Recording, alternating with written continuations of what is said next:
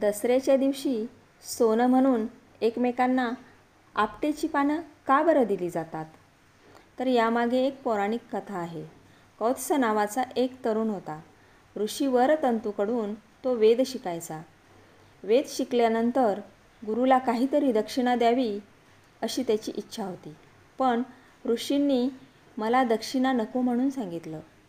परंतु शिष्याच्या आग्रहामुळे त्यांनी सहज म्हटलं की 14 कोटी सुवर्णमुद्रा मला आणून दे. कौत्स खूप गरीब होता.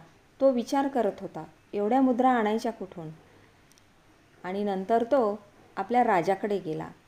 राजा रघुराज खूप दयाळू राजा होता. परंतु रघुराजाने नुकताच यज्ञ करून आपली बरीच संपत्ती प्रजेला दान केली होती. त्यामुळे राजाकडे सुद्धा एवढ्या सुवर्णमुद्रा नव्हत्या. परंतु राजा आपल्या दारातून कोणालाही खाली हात जाऊ देत नसे. राजाने थोडा वेळ मागितला आणि कुबेराची प्रार्थना केली. कुबेराने राजा रघुवीरवर खूप साऱ्या मुद्रांचा पाऊस पाडला.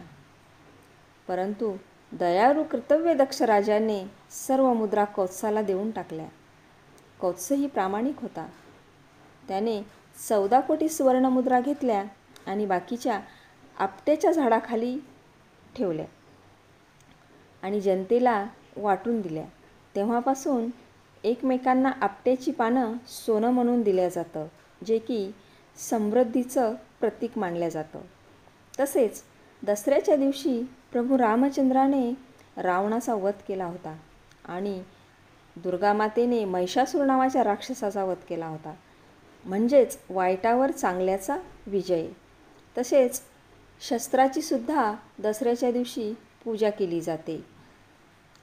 व्हिडिओ आवडल्यास नक्कीच लाईक करा, शेअर करा, सबस्क्राईब करा आणि हो, बेल आयकॉन प्रेस करायला विसरू नका, जेणेकरून प्रत्येक व्हिडिओची नोटिफिकेशन आपल्यापर्यंत येत राहील.